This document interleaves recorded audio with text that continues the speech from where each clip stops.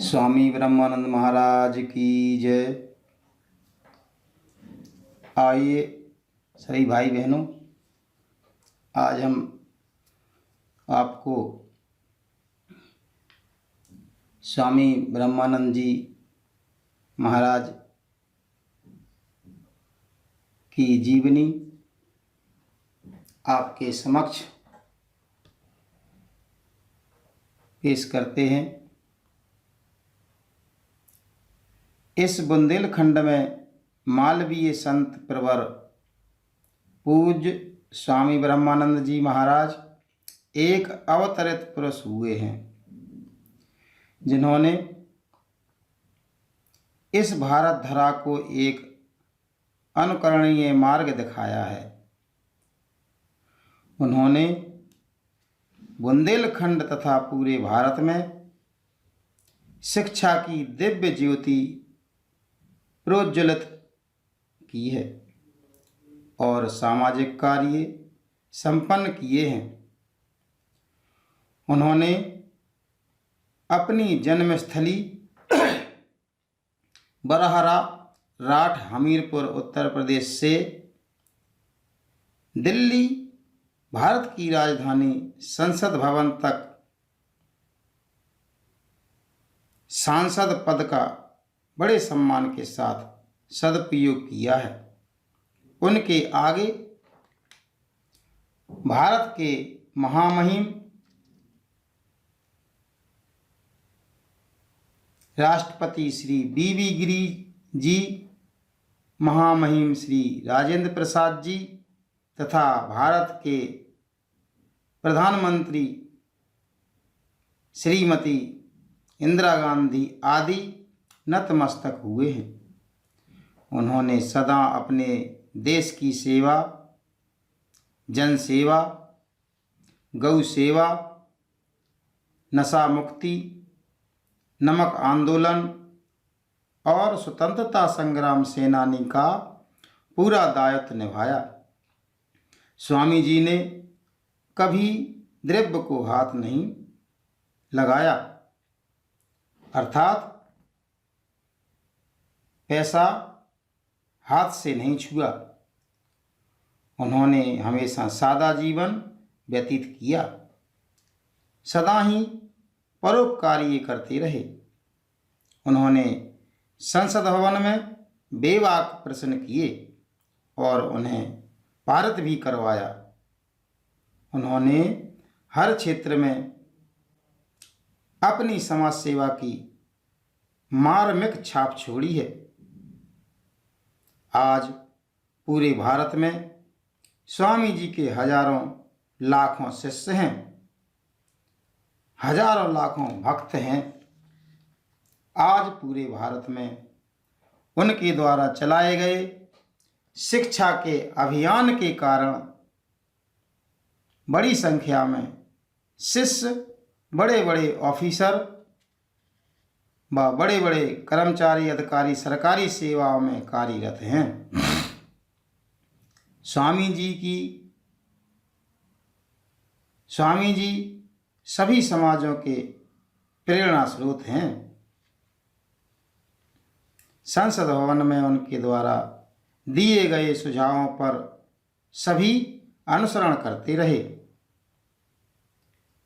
ऐसे महान क्रांतिकारी, समाजसेवी, राजनीतिज्ञ, तपोनिष्ठ, अपने कर्म पर विश्वास रखने वाले परम पूज्य संत प्रवर तपोनिष्ठ स्वामी ब्रह्मानंद जी महाराज के पद कमलों में नतमस्तक होते हुए उनसे बारंबार प्रार्थना करते हैं।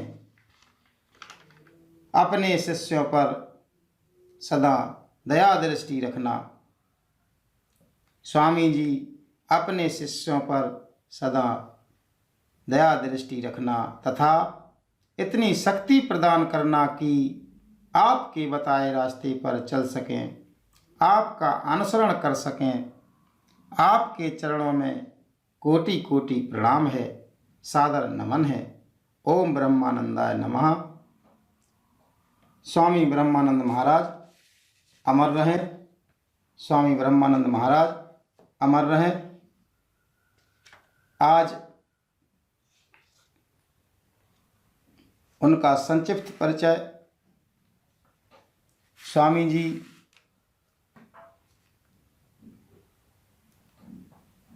संत प्रवर स्वामी ब्रह्मानंद जी का जन्म बालक शिवदयाल के रूप में सन 1894 ईस्वी को उत्तर प्रदेश के हमीरपुर जनपद की राठ तहसील के ग्राम बरहरा में एक सुसंपन्न लोधी क्षत्रिय परिवार में हुआ था और आपके पिता का नाम श्री माता दीन लोधी था और माता का नाम श्रीमती जसोदाबाई था। उनके परिवार के इष्ट देव भगवान शंकर थे। आपकी प्रारंभिक शिक्षा जिला हमीरपुर के अतरौली व अकठोहा स्थानों पर हुई और बाद में उरई में संपन्न हुई। इसके पश्चात विद्यालयी अध्ययन छोड़कर घर पर ही रामायण, महाभारत, विश्राम सागर, चंद्रोदय आदि ग्रंथों का अध्ययन किया। आपके दीक्षा गुरु बाल ब्रह्मचारी विरक्त साधु स्वामी अलखराम जी थे, जिनसे आपने गीता, उपनिषदों और शास्त्रों को पढ़ा। संन्यास ग्रहण करने पर आपने विचार सागर, तत्वांश, सिद्धांत और सिद्धांत बिंदु भी पढ़े। इसी समय वे स्वामी अखंडानंद जी के भी संपर्क में आए। बालक शिवदयाल के विषय में ज्योतिषी ने भविष्यवाणी की थी कि यह बालक या तो राजा होगा और या एक प्रसिद्ध सन्यासी। बालक की बचपन में ही दार्शनिक जिज्ञासा को देखकर इस भय से कि कहीं वह विरक्त ही ना हो जाए, उनके पिता ने उनका विवाह 7 वर्ष की अल्पायु में ही जिला हमीरपुर के अमुद गांव के श्री गोपाल महतो की पुत्री राधाबाई के साथ कर दिया। 19 वर्ष की आयु में शिवदयाल को श्याम कुंवर नामक कन्या और 22 वर्ष की आयु में ब्रजलाल नामक पुत्र रतन की प्राप्ति हुई और एक समय आगे चलकर एक धार्मिक परिवार में जन्म पाकर शिवदयाल के मन में लोक कल्याण का एक ऊंचा मार्ग खोजने की चाह थी। ईश्वर में उनकी अनन्य निष्ठा और भक्ति थी। साधु संतों की संगति में रहते ही अतः उनके मन में गृहस्थ जीवन के प्रति विरक्ति होने लगी थी और फलस्वरूप सन 1917 व 18 संवत 1975 विक्रमी अर्थात अपने यौवन के मध्याह्न काल में ही 24 वर्ष की अवस्था में परम पावन तीर्थ हरिद्वार में भागीरथी के तट पर हर की पौड़ी पर संन्यास ग्रहण किया और अब शिवदयाल ब्रह्मानंद के नाम से संसार में विख्यात हुए। वहीं गंगा में खड़े होकर स्वामी ब्रह्मानंद जी ने प्रतिज्ञा की कि मैं ना तो स्त्री गमन करेंगे और ना द्रव्य को छुएंगे, जिसका उन्होंने जीवन पर्यंत निर्वाह किया।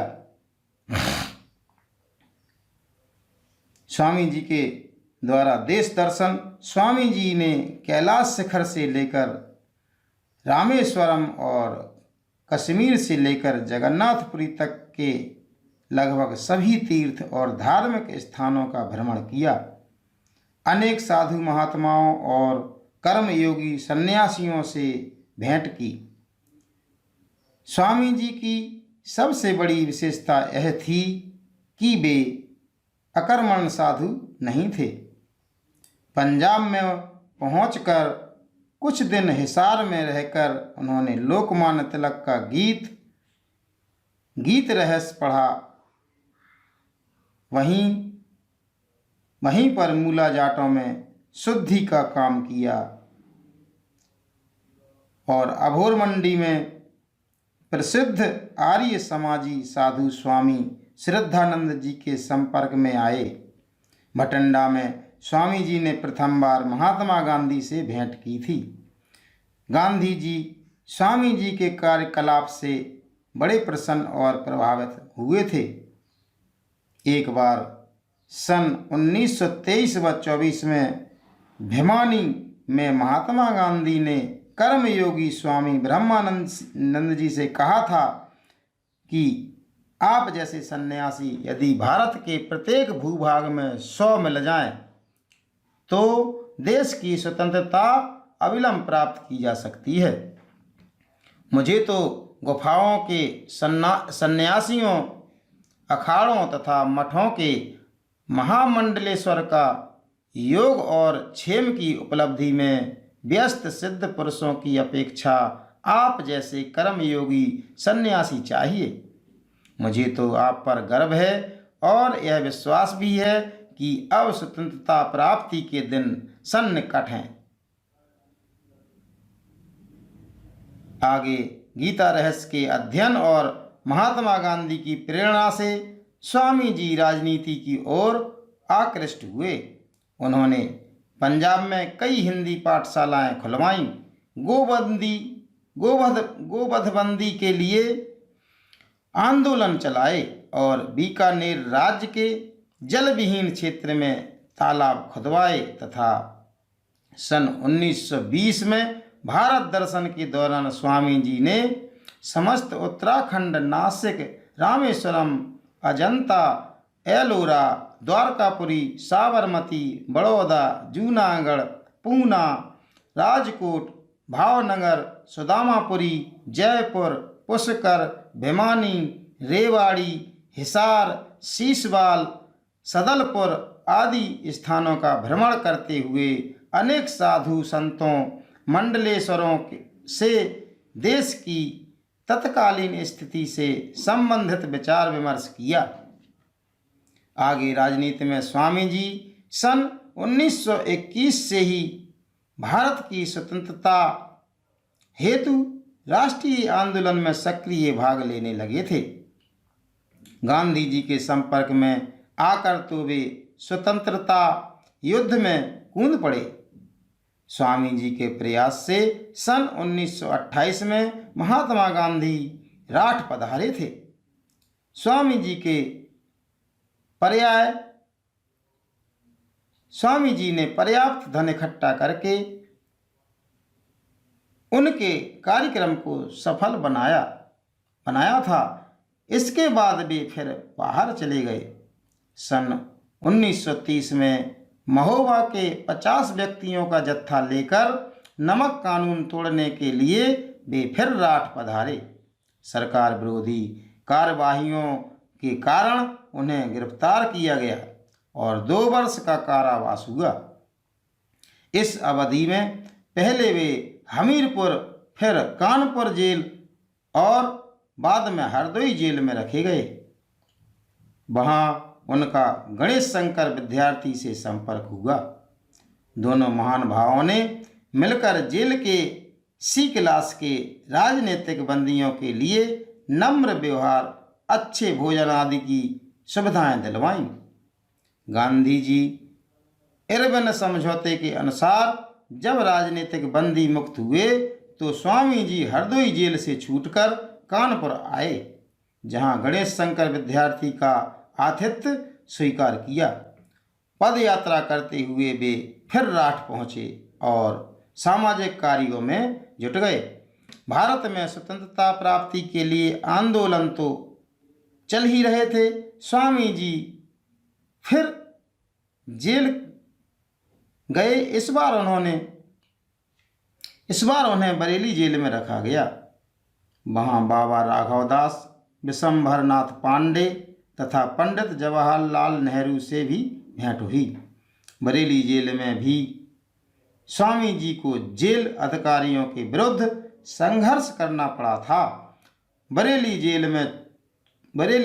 जेल से छूटकर स्वामी जी फिर राठ पहुँचे और पुनः सामाजिक एवं शिक्षा प्रसार के कार्य में जुट गए। सन 1937 में अखिल भारतीय कांग्रेस कमेटी का अधिवेशन फैजपुर में हुआ। स्वामी जी ने जनपद हमीरपुर का प्रतिनिधित्व किया। वहीं पर कांग्रेस की चोटी के नेताओं महात्मा गांधी, पंडित नेहरू, पंडित गोविंद बल्लभ पंत, श्री राजेंद्र प्रसाद, श्री मालवीय, आचार्य नरेंद्र देव, पंडित परमानंद आदि से विशेष संपर्क हुआ। स्वामी जी को कर्मयोगी सन्यासी की संज्ञा दी गई।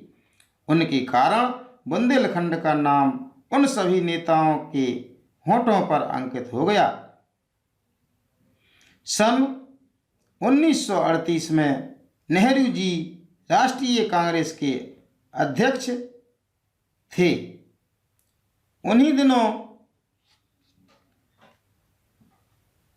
स्वामी जी जिला कांग्रेस कमेटी हमीरपुर के अध्यक्ष थे। उनके भागीरथ प्रयास से हमीरपुर के जराखर गांव में राजनीतिक सम्मेलन हुआ, जिसमें पंडित जवाहरलाल नेहरू को आमंत्रित किया गया था।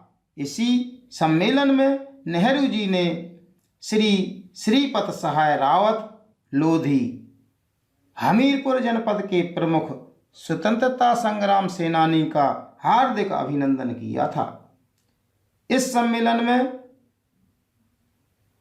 पंडित गोविंद बल्लभ पंत, डॉक्टर संपूर्णानंद, गोविंद सहाय, बनर्जी विद्यावती राठौर आदि ने भी भाग लिया था। सन 1938-39 में स्वामी ब्रह्मानंद जी ने सेवाग्राम में पुनः गांधी जी से भेंट की। फलस्वरूप सन 1939 में गांधी जी हमीरपुर जनपद में पधारे और स्वामी जी ने उनका हार्दिक अभिनंदन किया। गांधी जी ने स्वामी जी के अदम्य साहस और कार्यों की भूरी भूरी प्रशंसा की। इससे पहले भी पंडित जवाहरलाल नेहरू सन 1921 और सन 1935 में हमीरपुर जनपद की यात्राएं कर चुके थे और दोनों ही बार स्वामी जी उनके साथ रहे थे।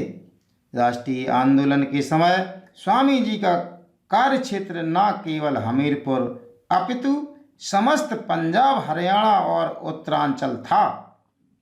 वे स्वतंत्रता के मशाल लिए एक विशाल जनसमूह के साथ नगर नगर और गांव गांव घूमते थे। उनका भाषण होता था, उठो वीरो उठो, दास्तां की जंजीरों को तोड़ो फेंको,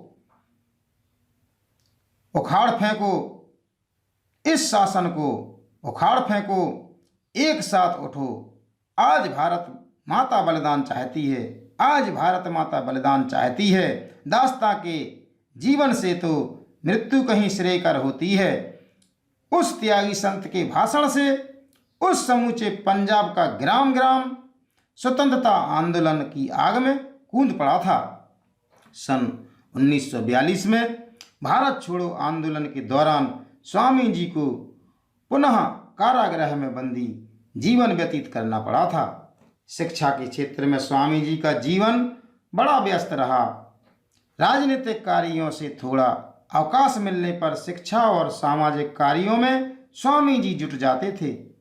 उन्होंने अपने क्षेत्र की पिछड़ी हुई अवस्था का अनुभव करते हुए अशिक्षा को दूर करने के लिए सन 1938 में हमीरपुर जनपद के राठनगर में तत्कालीन जिलाधीश हसन साहब द्वारा एक विद्यालय का शिलान्यास कराया, जिसका नाम लोगों के आग्रह पर ब्रह्मानंद विद्यालय रखा गया। अनेक सजातीय एवं विजातीय दानदाताओं के लाखों रुपए के दान से यह विद्यालय उत्तरोत्तर उन्नति करता गया और कुछ ही वर्षों में इसने इंटरमीडिएट कॉलेज का रूप धारण कर लिया। सन 1960 में ब्रह्मानंद इंटरमीडिएट कॉलेज, ब्रह्मानंद डिग्री कॉलेज कृषि के रूप में विकसित हो गया।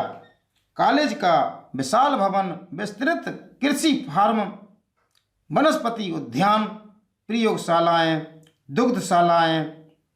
दुग्धशाला, पुस्तकालय, 2 मंजिला छात्रावास आदि सब आधुनिक साज सज्जा से युक्त है। इन दोनों कॉलेजों जैसे विशाल भवन अन्यत्र देखने को नहीं मिलते।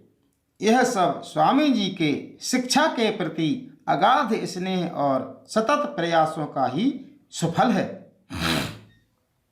सन 1943 में स्वामी जी ने एक संस्कृत विद्यालय की स्थापना की, जो आज विकसित होकर ब्रह्मानंद संस्कृत महाविद्यालय के नाम से बुंदेलखंड में अपना मस्तक ऊंचा किए हुए है। पाठक यह जाने कि स्वामी जी द्वारा संस्थापित इन तीनों शिक्षण संस्थाओं में समय समय पर उच्च शिक्षाधिकारियों के अतिरिक्त अनेक राजनेता भी पधारते रहे हैं, जिनमें भारत के तत्कालीन राष्ट्रपति महामहिम श्री बीबी गिरी, प्रधानमंत्री श्रीमती इंदिरा गांधी, उत्तर प्रदेश के भूतपूर्व मुख्यमंत्री और बाद में केंद्रीय सरकार के परिवहन मंत्री श्री कमलापति त्रिपाठी, खाद्यान्न मंत्री श्री जगजीवन राम, उत्तर प्रदेश के भूतपूर्व मुख्यमंत्री चौधरी चरण सिंह आदि के नाम विशेष उल्लेखनीय हैं। राष्ट्रपति श्री बीबी गिरी तो आत्मविभोर होकर राठ में स्वामी जी के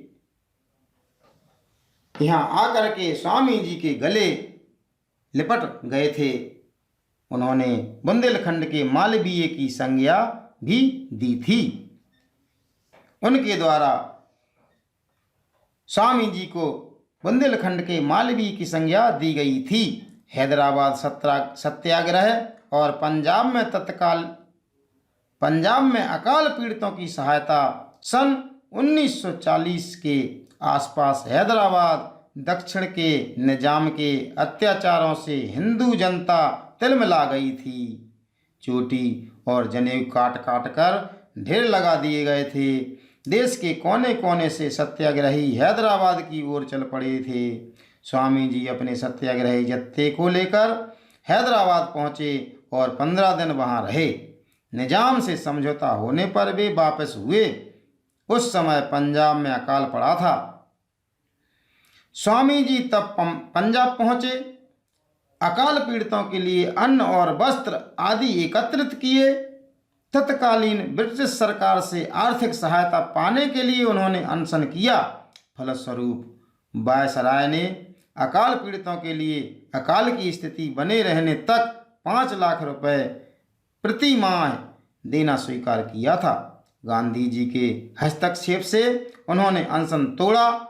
विश्व न्याय पंचायत के संरक्षक एवं अध्यक्ष योगी राज सूर्यदेव ने उनका आभार मानते हुए कहा था, स्वामी ब्रह्मानंद जी पंजाब और हरियाणा प्रांतों के जन जन के हृदय के हार हैं।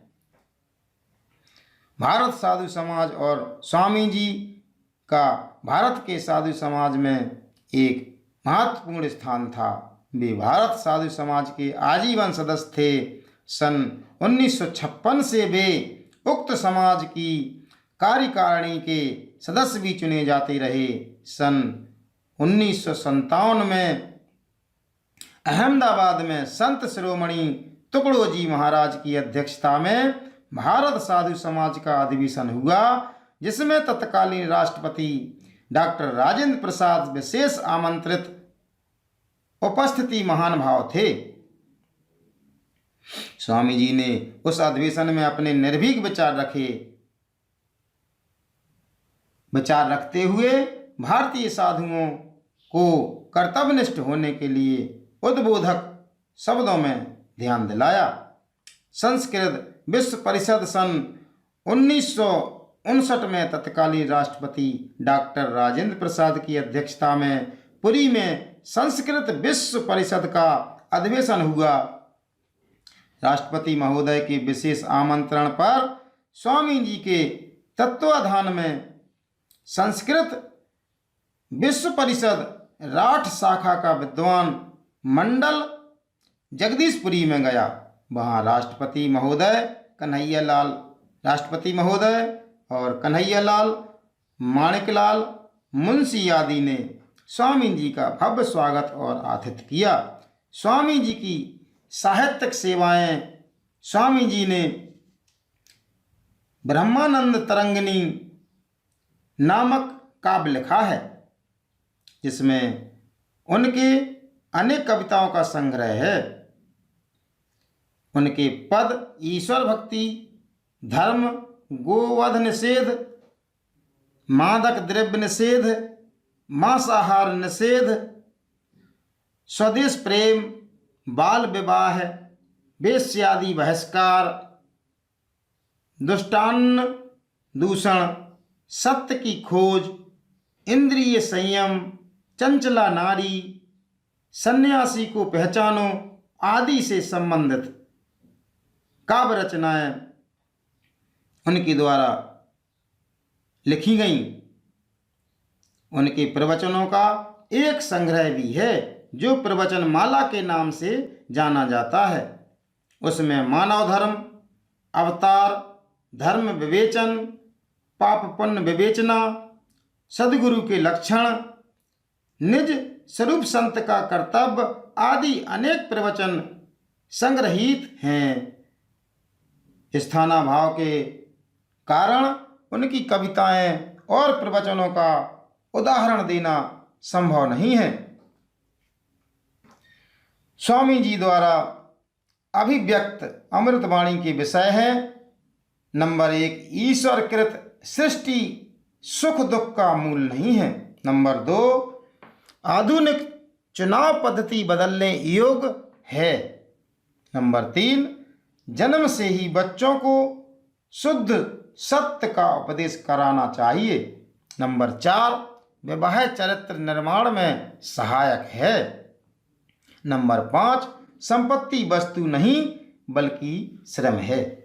नंबर 6, धर्म तथा राजनीति का अक्षुण्ण संबंध है। नंबर 7, संपत्ति का राष्ट्रीयकरण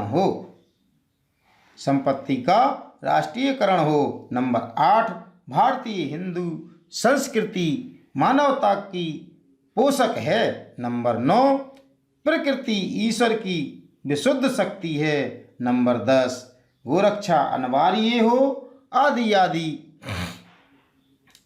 स्वामी जी के द्वारा अभिव्यक्त अमृतवाणी के विषय व्यक्त किए गए। संसद में स्वामी जी कंचन कामनी की ममता से दूर त्याग और तपस्या की प्रतिमूर्ति, सर्वजन हिताय सर्वजन सुखाय के मूर्तिमान अवतार और अवधूत संत स्वामी ब्रह्मानंद जी भारत गणराज्य की पार्लियामेंट में एक सांसद के रूप में क्यों आए, इसका उत्तर उन्हीं के भाषण गोवंश का अनिवार्य संरक्षण के इसी एक अंश में मिल जाता है। 7 सितंबर 1966 को संसद भवन के सामने विशाल रैली का आयोजन हुआ। देश के प्रत्येक भाग से 10-12 लाख व्यक्तियों, संतों, साधुओं और नागाओं ने भाग लिया था। स्वामी गंगेश्वरानंद जी ने यमुना किनारे 1.5-2 लाख रुपए खर्च करके एक विशाल शिविर स्थापित किया था। उसी दिन में 500 संतों के साथ संसद भवन में प्रवेश किया था, उसी दिन मैंने 500 संतों के साथ संसद भवन में प्रवेश किया था। पुलिस के हजारों सिपाहियों ने उस वक्त निर्मम पिटाई की, मेरा गला पकड़ा, धक्के दिए। मेरे साथ वाले मेरे शिष्यों ने मेरी रक्षा की। तब उसी समय मैंने प्रतिज्ञा की थी कि अब मैं नियम पूर्वक संसद में निर्वाचित होकर आऊंगा। इसके बाद सरकार की ओर से गोली चली, भगदड़ मच गई, मंच पर आग लगा दी गई, सैकड़ों हजारों संत महात्मा गोली से भून दिए गए। यही थी सरकार की काली करतूत। गोरक्षा की मांग करने वाले निहत्थे भक्तों पर इसी प्रकार के अत्याचार से भरे उदाहरण मुसलमानी तथा अंग्रेजी के काल में भी ना मिले होंगे। ऐसे अत्याचार उस वक्त हमारे ऊपर हुए थे।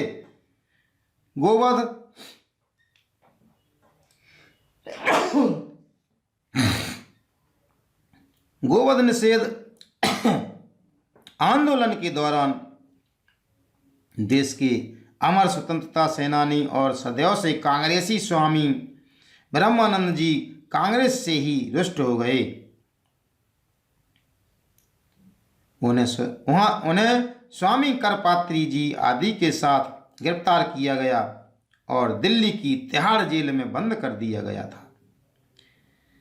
जेल से मुक्त होकर दृढ़ प्रतिज्ञा स्वामी जी ने अपना प्रण पूरा किया और वे अगले ही वर्ष सन 1967 के आम चुनाव में हमीरपुर जनपद से जनसंघ टिकट पर निर्वाचित होकर एक सांसद के रूप में दिल्ली की संसद में प्रवेश कर गए।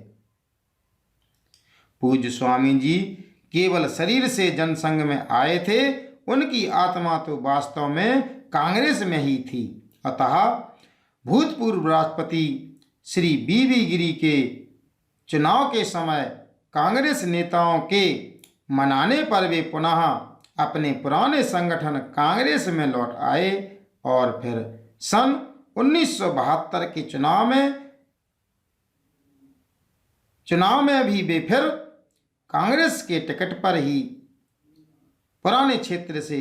अपने पुराने क्षेत्र से सांसद रूप में फिर से निर्वाचित हुए। संसद भवन में सत्तारूढ़ दल का स्वामी ब्रह्मानंद जैसा निर्भीक वक्ता कोई दूसरा सांसद देखने सुनने को नहीं मिलता था। उन्होंने संसद में सदैव निर्धनों, किसानों, मजदूरों, दलितों और शोषितों के पक्ष में तथा रिश्वत, गोवध, मदिरापान, भ्रष्टाचार आदि के विरोध में आवाज उठाई। अपने 10 वर्षों के कार्यकाल में संसद में उन्होंने ऐसे सैकड़ों वक्तव्य दिए जिसमें से उपलब्ध कुछ प्रमुख वक्तव्यों के महत्वपूर्ण अंश यहाँ प्रस्तुत किए जा रहे हैं, जिनसे पाठकों को सहज ही में उनके व्यक्तित्व एवं कृतित्व का पता चल जाएगा। नंबर 1, उनका भाषण था कृषि में गाय और बैलों का महत्व। दिनांक 15/7/1967 में स्वामी ब्रह्मानंद महाराज जी कहते हैं कि अध्यक्ष महोदय, आज कृषि का विषय चल रहा है और कृषि बिना बैलों के होती नहीं है, पर इस पूरी पार्लियामेंट में किसी ने भी गऊ और बैल का नाम नहीं लिया। गाय के बगैर बैल नहीं होते, गाय के बगैर घी नहीं होता, घी के बगैर यज्ञ नहीं होता और यज्ञ के बगैर पानी नहीं बरसता। कहने का मतलब है कि गाय का पालन होना चाहिए। दिल्ली में लोग कुत्तों को पालने के बजाय गायें बांधें।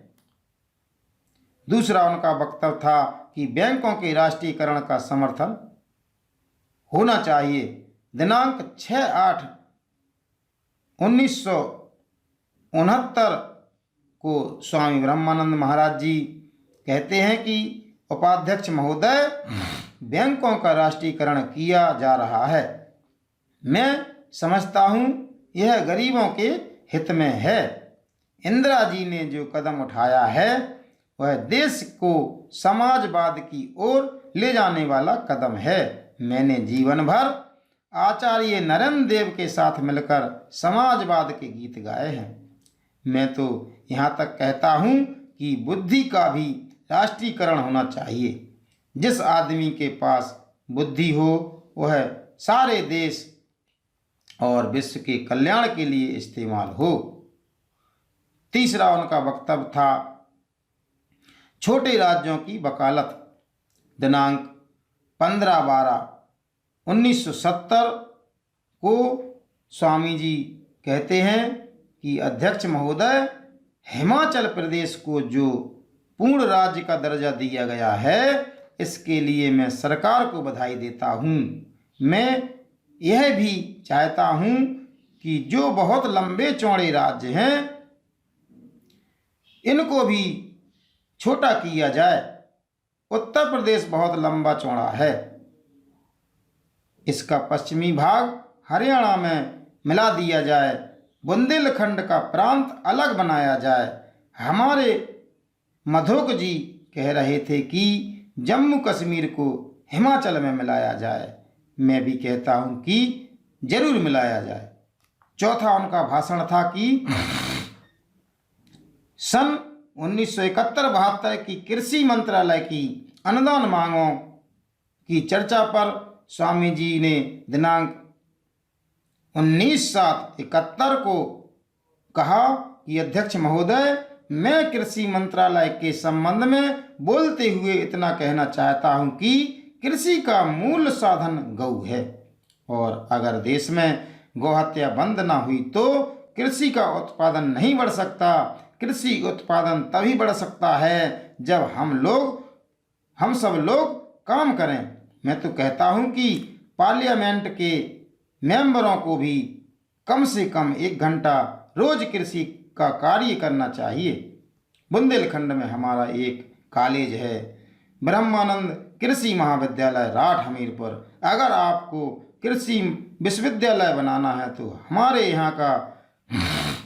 यहाँ बनाइए। हमारे पास 1500 एकड़ जमीन है और 450 एकड़ का फार्म है।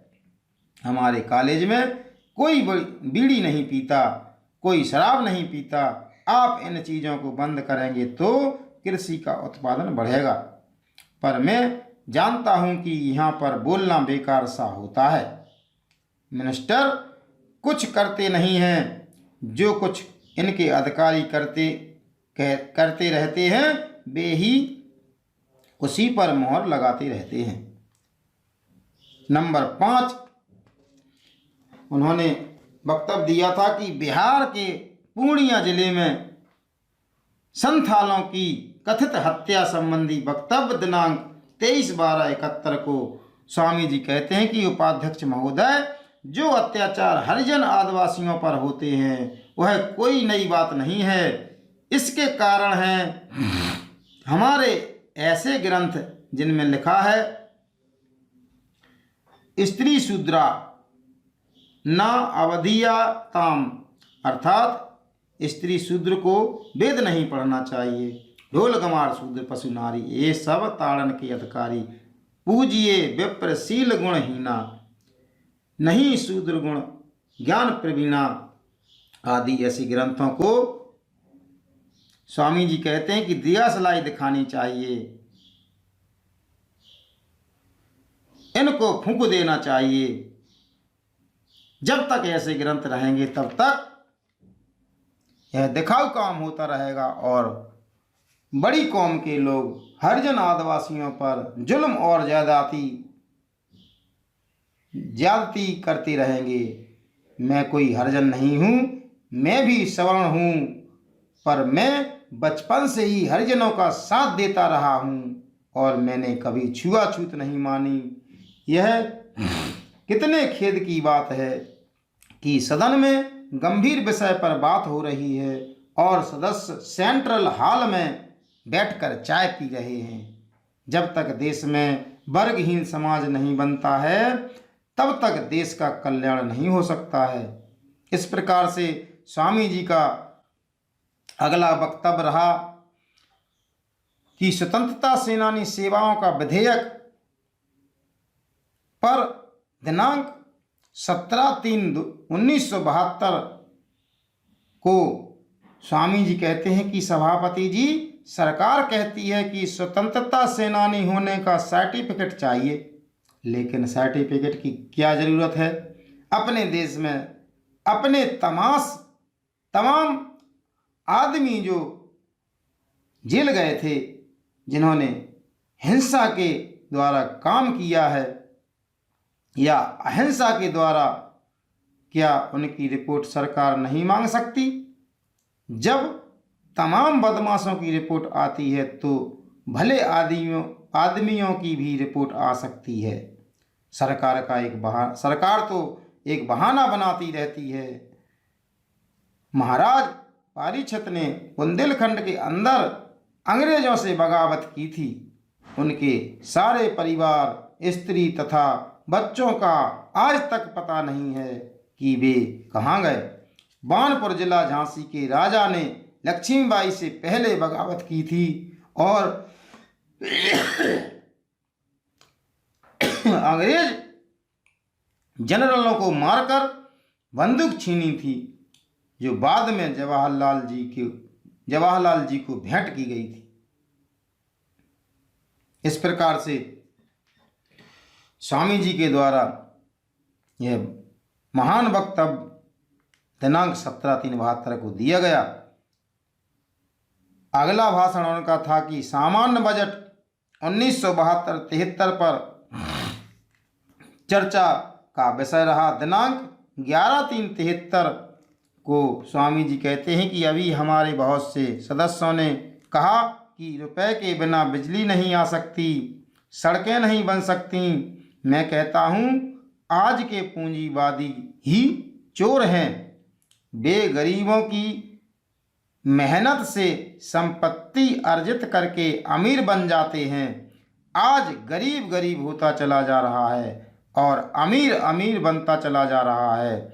जितनी लंबी तनख्वाहें हैं वे और भी ज़्यादा लंबी होती चली जा रही हैं। कहीं तीर्थों की सीढ़ियां बन जाएंगी और कहीं कुछ, तो फिर सड़कें कैसे बनेंगी? गरीबी ऐसे नहीं मिटती, ऐसे नहीं मिटेगी। उसके लिए असली तौर से काम करना पड़ेगा।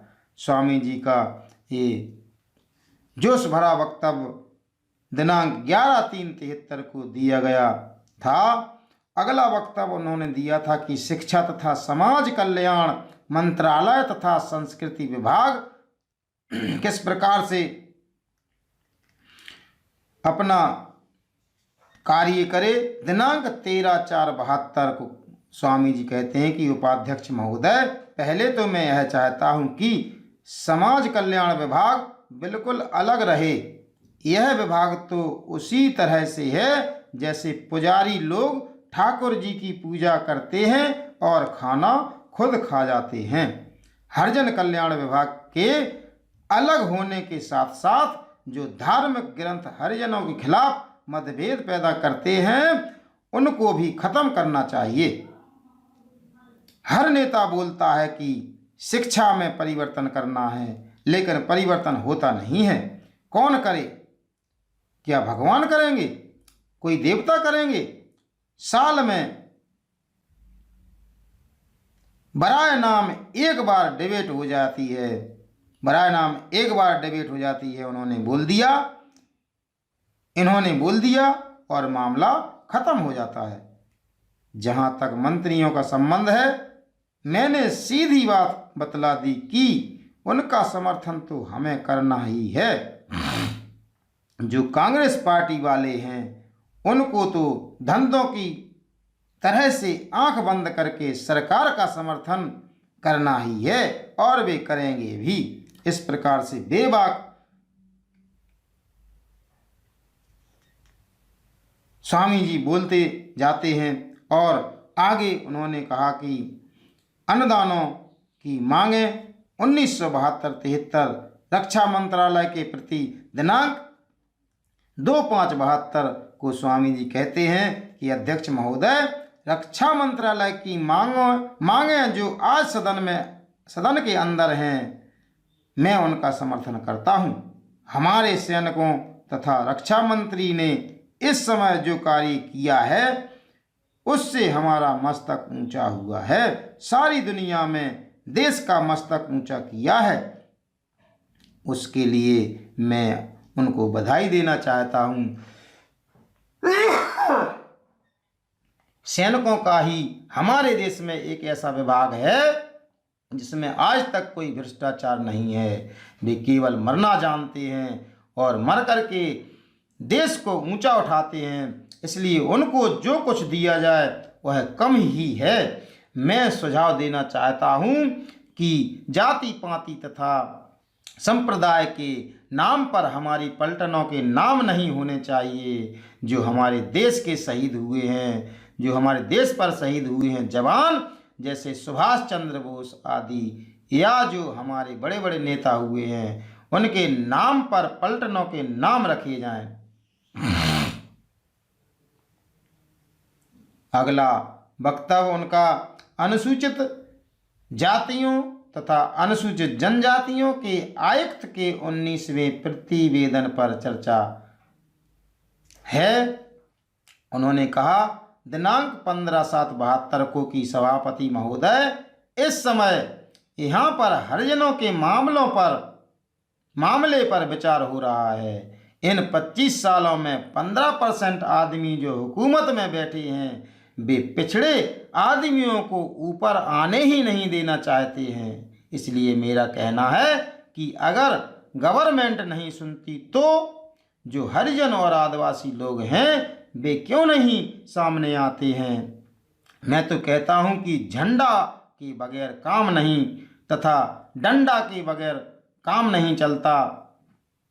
मैंने तो लोगों से कहा कि हरिजनों पर 2 लोग चढ़े हैं, एक तो बैकवर्ड और दूसरे स्वर्ण, और बैकवर्ड पर सवर्ण चढ़ा है। मैं तो बैकवर्ड से कहता हूं कि पहले ऊपर वालों को गिराओ, फिर बाद में हम दोनों निपट लेंगे।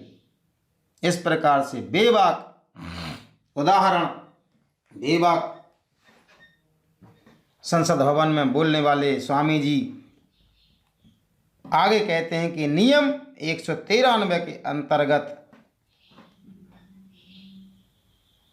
दिनांक 23/8/1973 को श्री स्वामी ब्रह्मानंद जी कहते हैं कि सभापति महोदय, मैं देख रहा हूं कि हरिजनों के मामले में चंद सदस्य बोलने वाले रहते हैं और 1-2 मंत्री यहाँ उत्तर देने के लिए रहते हैं। इस बारे में कोई दिलचस्पी नहीं है। रही बैकवर्ड क्लास की बात, तो 52% और कहीं 62% तक वे हैं। मैं कहता हूं कि अगर कहीं वे जाग उठें और हरिजनों की मदद करें तो ये चंद्र आदमी जो हुकूमत में बैठे हैं ये नहीं रह सकते हैं। अटल बिहारी वाजपेयी जी ने बहुत अच्छे ढंग से बात कही, पर मैं कहता हूं कि 56 वर्ष हो गए हैं मुझे साधु हुए। कभी मैंने पैसे को हाथ से नहीं छुआ, व्यक्तिगत संपत्ति कभी जमा नहीं की, कपड़े खद्दर के पहनता हूँ, गांधी जी के साथ रहा हूँ। मुझे देख लीजिए, पर मुझे नहीं मानेंगे, ऐसा स्वामी जी कहते हैं संसद भवन में। आगे उन्होंने एक सुझाव दिया कि अधिवक्ता संशोधन विधेयक दिनांक 15/11/1973 को श्री स्वामी जी सभापति महोदय से कहते हैं कि महोदय, आज अदालतों में रिश्वतखोरी और भ्रष्टाचार फैला हुआ है। मेरी राय है कि अदालतों को खत्म करके स्वामी जी की कल्पना के अनुसार गांव पंचायतें हों और जिला पंचायतों की स्थापना की जाए, संपत्ति का राष्ट्रीयकरण कर दिया जाए। ना रहेगा बांस और ना बजेगी बांसुरी। इस प्रकार से स्वामी जी बेबाक बोलते हैं और आगे कहते हैं कि संविधान 32वां संशोधन विधेयक 1973 पर दिनांक 13/12/1975 को स्वामी जी कहते हैं कि सभापति महोदय, अतः नियम बनना चाहिए कि जो आदमी किसी पार्टी या दल के टिकट पर चुनकर आवे वह दल नहीं बदले, और अगर बदले तो इस्तीफा दे या उसकी मेंबरी कानूनन खत्म की जाए। मेरी मांग यही है कि दल बदल का कानून कड़ा बनना चाहिए। यह बात भी ठीक है कि क्योंकि मेरी राय में राज्यसभा यतीम खाना है।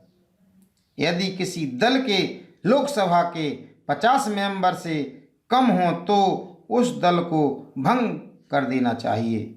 इस प्रकार से स्वामी जी कहते हैं कि गैर सरकारी विधेयक पर चर्चा होनी चाहिए। तो स्वामी जी दिनांक 14/12/73 को कहते हैं कि उपाध्यक्ष महोदय, सदन के सामने सवाल है कि गरीबों को न्याय मिले, परंतु मैं सोचता हूं कि जब तक अमीर रहेंगे तब तक गरीबों को न्याय नहीं मिल सकता। अगर देश में गरीबों का उद्धार नहीं होता तो लोग रूस की तरह यहाँ भी खूनी क्रांति करेंगे और हुकूमत को बदल डालेंगे। गरीबों का हित तभी होगा जब पूंजीवाद समाप्त होगा। आगे स्वामी जी राष्ट्रपति के अभिभाषण पर धन्यवाद प्रस्ताव रखते हैं। दिनांक 14/12/73 को श्री स्वामी जी कहते हैं कि अध्यक्ष महोदय, मैं राष्ट्रपति जी के अभिभाषण पर प्रस्तुत धन्यवाद प्रस्ताव का समर्थन करता हूं और पक्ष और विपक्ष के सदस्यों ने जो सुझाव दिए हैं उनका भी समर्थन करता हूं, क्योंकि पार्लियामेंट के जितने मेंबर हैं, चाहे वे किसी भी पार्टी के हों, वे देश की सद्भावना के साथ ही कोई बात यहाँ पर करते हैं। राष्ट्रपति जी ने एक बहुत ही महत्वपूर्ण बात कही है कि आज देश में 82% वर्ग ऐसा है जो पिछड़ा हुआ है, जिनमें किसान है, हरिजन है, आदिवासी हैं, अल्पसंख्यक हैं। इन लोगों को सही तरीके से उन्नति का लाभ नहीं मिलता है। इनके लिए ना कहीं संगठन में जगह है और ना सरकार में जगह है। इन लोगों की ओर अब विशेष ध्यान दिया जाएगा। अध्यक्ष महोदय, भगवान ने हमको पृथ्वी और आकाश दिए। मनुष्य के काम की जितनी चीज़ें हैं वे पैदा की, वे चीज़ें सबको मिलें, बराबर मिलें, लेकिन मिलती नहीं हैं। सब कुछ अधिकारियों पर निर्भर है। मानवता कहती है कि हर इंसान को दवा, भोजन, वस्त्र मिले, उसके साथ बराबरी का बर्ताव हो। इस प्रकार से स्वामी जी ने राष्ट्रपति जी के इस प्रस्ताव को अपना समर्थन प्रस्तुत किया। आगे उन्होंने गोरक्षा कानून पर बल दिया। दिनांक 7/3/1974 को संसद सदस्यों की गोरक्षा समिति को लिखित ज्ञापन श्रीमान A.K. सान्याल, सचिव गोरक्षा समिति, कृषि मंत्रालय, कृषि विभाग, नई दिल्ली, आपके पत्र संख्या 1-22/73 CPC दिनांक 9 मई 1974 के संदर्भ में मेरा कथन निम्न प्रकार है। स्वामी जी कहते हैं कि भारत सरकार ने इस बात को स्वीकार किया था कि गोवंश की हत्या पूर्णतया बंद हो तथा गोवंश की हत्या पूर्ण रूप से बंद की जानी चाहिए। इसके लिए संविधान की धारा 48 में संशोधन किया जाए क्योंकि इस समय कांग्रेस सरकार का केंद्र और प्रदेशों में प्रचंड बहुमत है। प्रत्येक देश में उस देश का एक राष्ट्रीय पशु होता है। इस देश में अतीत काल से गाय ही राष्ट्रीय पशु रही है, इसलिए अब भी वही होनी चाहिए। आज से 60 वर्ष पूर्व कांग्रेस की बैठक में लोकमान्य तिलक ने गौहत्या पर प्रतिबंध लगाने का प्रस्ताव किया था, जिसका समर्थन राष्ट्रपिता महात्मा गांधी ने किया था। अतः गोहत्या बंद हो। धार्मिक दृष्टि से गाय इस देश के बहुमत जनसंख्या वाले वर्ग का पूज्य पशु है। उनकी भावनाओं का आदर करते हुए गोवध पर पूर्णतया प्रतिबंध लगना चाहिए। धार्मिक, वैज्ञानिक और आर्थिक दृष्टि से मैं गोरक्षा के पक्ष में हूँ। जैसे तुलसी का वृक्ष इसलिए संरक्षण योग्य है कि उसमें रोग शामक शक्ति है, उसी प्रकार गाय भी हिंदू और मुसलमान सबके लिए उपयोगी है। मैं अपना बयान स्वयं उपस्थित होकर समिति के सामने दूंगा। स्वामी जी कहते हैं कि मैं अपना बयान स्वयं उपस्थित होकर समिति के सामने दूंगा। मुझे उसके लिए दिन और समय निश्चित करके सूचित किया जाए। गोवध पर अनिवार्य रूप से प्रतिबंध लगाने के लिए मैं प्रत्येक रूप से तर्क करने को तैयार हूँ। मेरा तर्क सुना जाए। गोवंश की रक्षा के लिए मैं सब प्रकार का त्याग करने को तैयार हूँ, यहाँ तक कि मैं अपने प्राणों तक की आहुति भी दे दूंगा।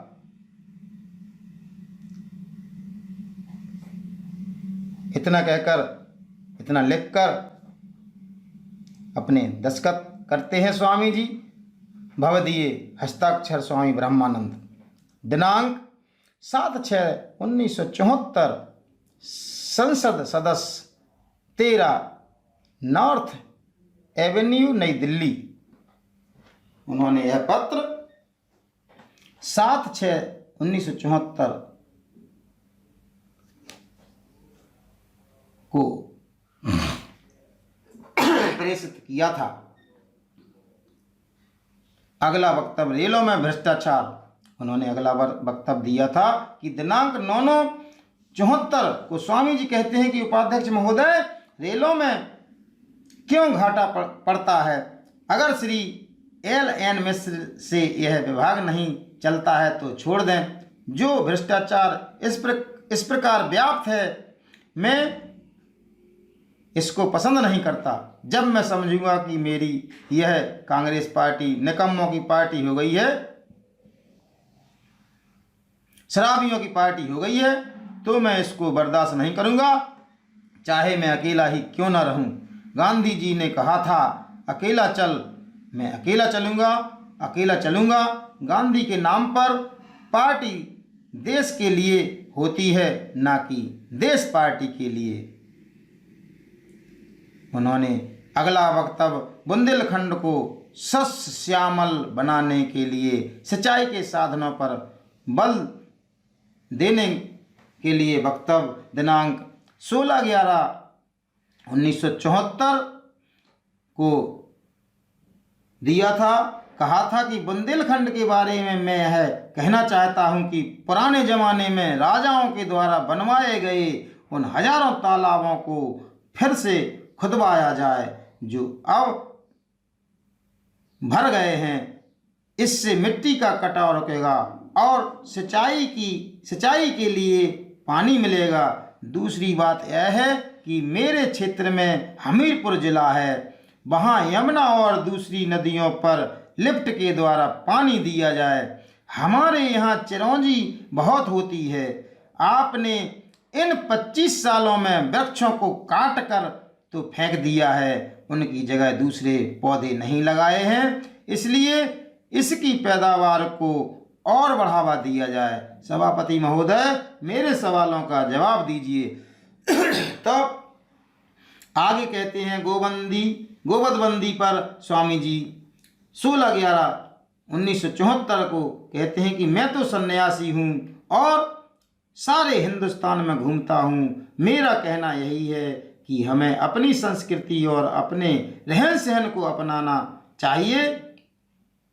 आपने गोवध बंदी नहीं किया। मुसलमानों के ज़माने में भी गोहत्या बंद हो गई थी। कमेटी 9 साल से बैठी है, वह क्या कर रही है? उत्तर दें। इस प्रकार से बेबाक अपने प्रश्न जड़ते हुए पार्लियामेंट में स्वामी ब्रह्मानंद जी महाराज आगे कहते हैं कि पिछड़े क्षेत्रों में रेलों के विस्तार और भ्रष्टाचार की समाप्ति पर दिनांक 17/3/1975 को स्वामी ब्रह्मानंद महाराज कहते हैं कि अध्यक्ष महोदय, मैं अपने मंत्रियों से आशा करता हूं कि जो हमारे पक्ष और विपक्ष के लोगों ने सुझाव दिए हैं उनका भी ईमानदारी के साथ पालन करेंगे। पिछड़े इलाकों में रेल नहीं है। रेल मंत्री सारे हिंदुस्तान का नक्शा सामने रखें और देखें कि कहां कहां रेल नहीं है। सारे पिछड़े इलाकों को महत्व दें। जो मंत्री है वह हर पार्टी का मंत्री है, पूरे देश का मंत्री है। ईमानदारी से जहां जरूरत है वहां पर करे, पर यह नहीं हो पाता है। इसलिए नहीं हो पाता कि हमारे यहाँ कुनबा परस्ती है, जाति परस्ती है, भ्रष्टाचार इसी से होता है। मैं तो एक और सुझाव आपके सामने रखता हूँ, फर्स्ट क्लास को ख़त्म कर दीजिए। सिर्फ एक ही क्लास हो, चाहे MP जाए, चाहे मिनिस्टर जाए या अधिकारी जाए। स्वामी जी कहते हैं एक ही क्लास हो, चाहे MP जाए, चाहे मिनिस्टर जाए, चाहे अधिकारी जाए। मैं किसी की चापलूसी नहीं करता। आज इंदिरा की हुकूमत है, वह प्रधानमंत्री हैं, लेकिन इंदिरा जी को कह देना चाहता हूं, आप विशेष लोगों से दब जाती हैं। जाति पाति वालों को क्यों रखा हुआ है? अंग्रेजों के ज़माने में रेलों में आमदनी होती थी। इसका मतलब है कि हमारा ज़माना बेईमान है। इन शब्दों के साथ मैं भगवान से प्रार्थना करता हूँ कि रेल मंत्री को भगवान अच्छी बुद्धि दे ताकि वे अच्छा काम करें। आगे स्वामी जी कहते हैं कि देश में हिंसा के वातावरण पर रोक होनी चाहिए। दिनांक 24/3/1975 को स्वामी जी कहते हैं कि अध्यक्ष महोदय, मुझे यह कहना है कि आज सारे देश में हिंसा का वातावरण फैल रहा है। मैं अपने गृह मंत्री से पूछना चाहता हूं कि हिंदू मुसलमान में दंगे होते हैं, हरिजनों पर अत्याचार होते हैं, हमारा गृह मंत्रालय क्या करता है? अगर उनसे नहीं चलता तो मुझे सौंप दें, मैं 2 दिन में ठीक कर दूंगा। इन लोगों को पकड़कर रगड़ देना चाहिए। यह कैसे गृह मंत्री हैं जो इस तरह की कार्रवाइयों को सहन कर रहे हैं? हमारे मुख्य न्यायाधीश पर बम फेंका गया, इंक्वायरी हो रही है। यह इंक्वायरी होती रहेगी और जो ऐसा काम करते हैं वे करते रहेंगे। इस प्रकार से स्वामी जी बेबाक कहते हुए कहते हैं कि श्री ब्रह्मानंद कॉलेज राठ हमीरपुर के एक मेधावी छात्र पर वह कहते हैं दिनांक 22/4/1975 को स्वामी जी कहते हैं कि अध्यक्ष महोदय, उत्तर प्रदेश में मेरे कॉलेज का एक छात्र है छक्की लाल यादव, जिसकी उम्र 17 वर्ष की है। वह हमारे उत्तर प्रदेश में 10वें दर्जे और इंटर की परीक्षा में फर्स्ट आया। उसके बाद विश्व अध्यात्म विज्ञान की परीक्षा में भी फर्स्ट आया, जिसमें कभी भाभा जी भी बैठे थे। यह लड़का इतना गरीब था कि मेरे कॉलेज के प्रिंसिपल के यहाँ खाता पीता था। आज जापान और अमेरिका वाले उसे अपने यहाँ बुला रहे हैं। मेरा कहना है कि ऐसे मेधावी छात्रों की ओर विशेष ध्यान दिया जाए। स्वामी जी आगे कहते हैं कि सच्चे समाजवाद पर महोदय जी मैं वित्त विधेयक का समर्थन करते हुए मंत्री महोदय को यह बता देना चाहता हूं कि जो नीति उन्होंने अपनाई है उससे वह सफल नहीं हो सकते, क्योंकि यह ना तो पूंजीवादी नीति है और ना समाजवादी नीति है। एक गरीब 2 रुपए में दिन भर मिट्टी खोदता है और वकील काला कोट पहनकर 2000 रुपये ले लेते हैं। क्या यह भ्रष्टाचार नहीं है? हर पार्टी के आदमी लोगों को लूट रहे हैं, हम भी लूट रहे हैं। हम 50 रुपये रोज पाते हैं और सेंट्रल हॉल में बैठकर गप्पे लड़ाते रहते हैं। हमारे देश में लाखों आदमी भूखे मर रहे हैं और हम लोग क्रिकेट के खेल का आयोजन करते फिरते हैं। पहले जमाने में राजा लोग टोपी सीकर या हल जोत कर खाते थे। वे राजधन का प्रयोग अपने लिए नहीं करते थे। मैं सन्यासी हूँ, मैं भी भिक्षा से अपना निर्वहन करता हूँ और अपनी तनख्वाह का सारा पैसा स्कूल कॉलेजों को दे देता हूँ। यही धर्म है। किसानों पर तो सीलिंग लगा दी गई है, लेकिन पूंजीपतियों पर कोई सीलिंग नहीं है। आगे स्वामी जी कहते हैं कि रेल आदि दुर्घटनाओं का मुख्य कारण मदिरापान है। दिनांक 2/5/1975 को कहते हैं कि अध्यक्ष महोदय, भारतीय रेलवे दूसरा संशोधन, जो दुर्घटनाएं होती हैं वे प्रायः शराब पीने के कारण होती हैं। अगर शराब पीना बंद कर दिया जाए तो आधी दुर्घटनाएं बंद हो सकती हैं। शराब पीना पहले हम लोग बंद करें, मंत्री लोग बंद करें। अगर शराब ना पी जाए तो ना मोटर की दुर्घटना हो सकती है और ना रेलवे की दुर्घटना हो सकती है। मेरा यह सुझाव है कि शराबबंदी होना चाहिए। नोट के तहत कहते हैं कि सन 1975 के उत्तरार्ध से सन 1977 तक की अवधि के मध्य संसद में दिए गए स्वामी जी के वक्तव्य लेखक को उपलब्ध नहीं हो सके हैं। ये नोट है सन 1975 के उत्तरार्ध से सन 1977 तक की अवधि के मध्य संसद में दिए गए स्वामी जी के वक्तव्य लेखक को उपलब्ध नहीं हो सके हैं। उन्होंने बेबाक अपने प्रश्नों के उत्तर पूछे और उन्होंने सुझाव दिए और तथा लेखक को 75 से 77 तक के कोई प्रश्न ना उनके उत्तर नहीं मिले। आगे स्वामी जी के प्रति कुछ प्रशस्तियां। पूज्य स्वामी जी के आदर्श जीवन की विशेषताओं का संपूर्ण विवरण देना मानव क्षमता से बाहर की बात है। बुंदेलखंड की वसुंधरा के जन जन की जिह्वा पर स्वामी जी का नाम तो अंकित है ही, इसके अतिरिक्त अखिल भारत के लोधी क्षत्रिय समाज के बंधुओं तथा पंजाब और हरियाणा की जनता के मध्य स्वामी जी देवता की भांति मान्य हैं। यहाँ पर देश के मात्र उच्च पदस्थ राजनेताओं, संतों, सन्यासियों और समाज सुधारकों द्वारा व्यक्त उनके मन के उद्गारों को देखिए। नंबर 1 है, स्वामी जी निस्वार्थ भाव से राष्ट्र की बराबर सेवा करते आ रहे हैं। इंदिरा गांधी इस लाइन को लिखती हैं और अपना नीचे प्रधानमंत्री भारत सरकार लिखती हैं।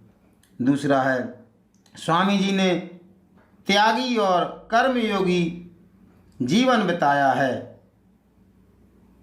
जन जागृति तथा जन कल्याण के लिए उन्होंने निर्भीक रूप से भरसक प्रयत्न किए। इसलिए बुंदेलखंड की जनता के मन में स्वामी जी के प्रति अत्यादर की भावना सदैव रही है। यह प्रशस्ति यशवंतराव चौहान विदेश मंत्री भारत सरकार के द्वारा दी गई।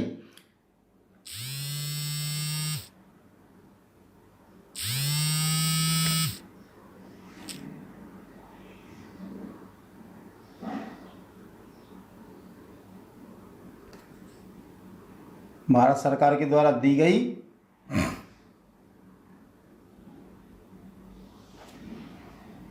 आगे स्वामी जी का जीवन सेवा और त्याग के महान कार्यों में आलोकित है। संसद में स्पष्ट बाध्यता के ढंग से अपनी बात कहने के कारण वे एक लोकप्रिय व्यक्ति बन गए हैं। यह प्रशस्ति कृष्णचंद्र पंत ऊर्जा मंत्री भारत सरकार के द्वारा दी गई। स्वामी ब्रह्मानंद जी का जीवन साधनापूर्ण जीवन रहा।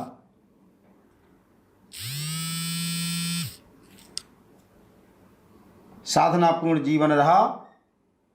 यह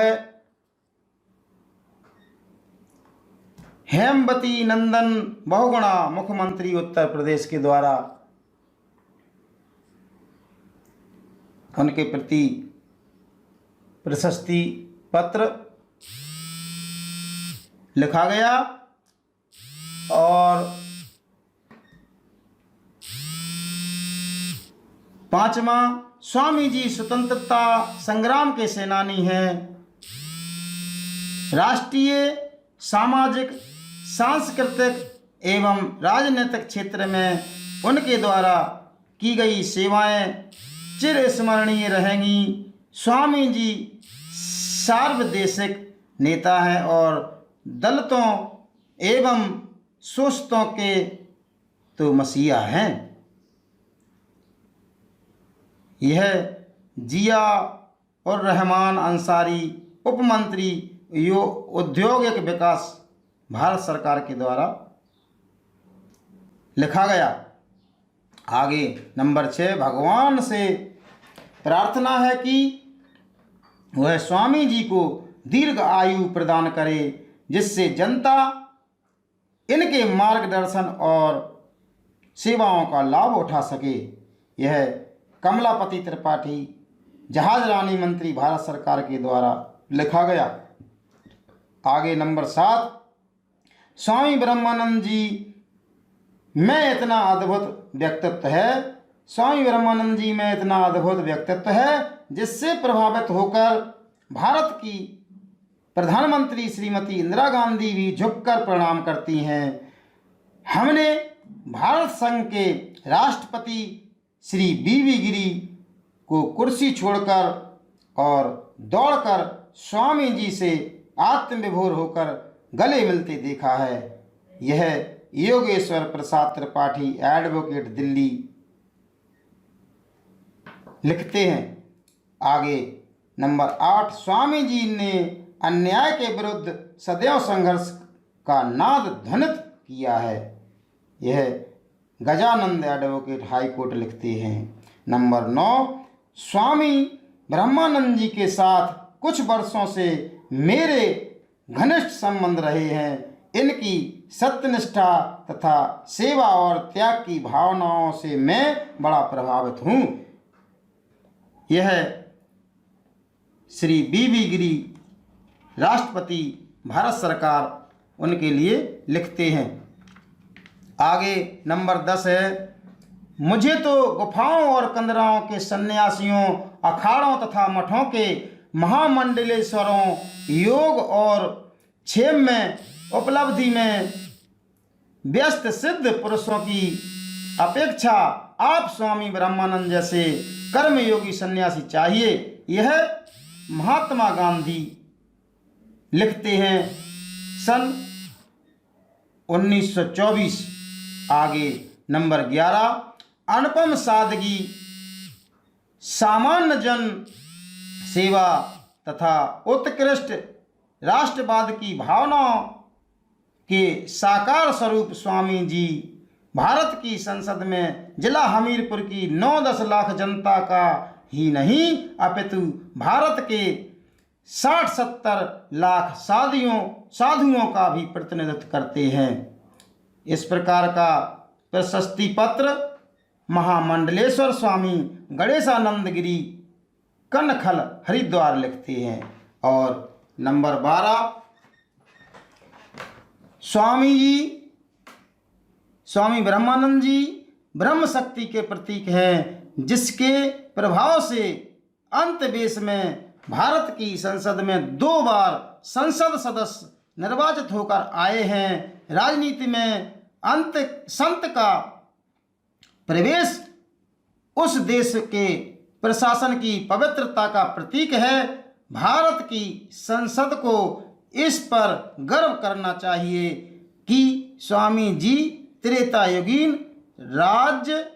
राम राज्य की संसद में महर्षि वशिष्ठ और राजश्री विश्वामित्र का ही प्रतिनिधित्व करते हैं। इस प्रकार से स्वामी राघवानंद अध्यक्ष स्वामी ब्रह्मानंद आशीत पूर्ति अभिनंदन ग्रंथ समिति के द्वारा स्वामी जी को लिखा जाता है। और आगे नंबर 13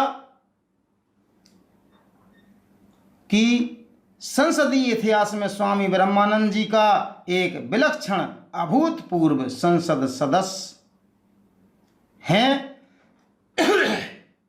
महामंडलेश्वर स्वामी गंगेश्वरानंद जी नई दिल्ली लिखते हैं। 14 नंबर पर लिखते हैं कि संसद सदस्य स्वामी ब्रह्मानंद जी साधु राजनीतिज्ञ हैं। देशभक्ति की भावना से भरी उनकी राजनीति तथा संस्कृति प्रखर होकर मन के कुसुम को ताजगी प्रदान करती हैं। इस प्रकार हरि दत्त शर्मा सोवियत भूमि नेहरू पुरस्कार विजेता एवं समाचार संपादक नव भारत टाइम्स नई दिल्ली लिखते हैं। आगे मैं अपना और भारत के साधु समाज का यह विशिष्ट गौरव मानता हूं कि स्वामी ब्रह्मानंद के रूप में एक संत भारत की संसद में हमारा ही प्रतिनिधित्व करता है। वे सादगी के पूर्ण निष्ठावान तथा साधना संपन्न संत हैं, अनाथों के नाथ हैं, पतित पावन हैं, अशरण शरण हैं और हैं भारत के शोभित और उत्पीड़ित दलितों एवं असहायों के सच्चे साथी हैं। योगी राज सूर्यदेव अध्यक्ष विश्व न्याय पंचायत लिखते हैं। आगे राग द्वेष स्पृष्ट चेता महात्मा ब्रह्मानंद प्रेरणादायकम श्यामल देश धर्मम जाति भाषे मानो जीवात्यासाग्र वत्सराणाम शतंचा स्वामी गुरु चरणदास अध्यक्ष भारत साधु समाज लिखते हैं। आगे बुंदेलखंड के सर्वतोमुखी विकास में निसंदेह स्वामी जी का बड़ा महत्वपूर्ण एवं श्लाघनीय योगदान रहा है। जानकी वल्लभ पटनायक रक्षा मंत्री भारत सरकार के द्वारा ये प्रशस्ति पत्र। आगे मेरी दृष्टि में स्वामी जी के 2 मुख्य अंग रहे हैं, ईश्वर साधना और मानव सेवा। वे एक लंबे अरसे से समाज के दलित वर्ग की सेवा में रत हैं एवं बिना किसी स्वार्थ के अपना यह महान यज्ञ निरंतर चला रहे हैं। केदारनाथ सिंह उप मंत्री संसदीय कार्य नई दिल्ली के द्वारा इस प्रकार से लिखा गया। आगे स्वामी जी की कर्मठशीलता, बौद्धिक प्रतिभा, लोकप्रियता आदि सर्वविदित है, ऐसा श्री वेंकट स्वामी पूर्ति और पुनर्वास राज्य मंत्री लिखते हैं। आगे नंबर 20 प्रशस्ति पत्र। स्वामी जी ने देश के स्वतंत्रता संग्राम तथा राष्ट्र के नवनिर्माण में जो महान योगदान दिया है वह उल्लेखनीय है। रामनिवास मृधा रक्षा उत्पादन मंत्री भारत सरकार के द्वारा लिखा गया।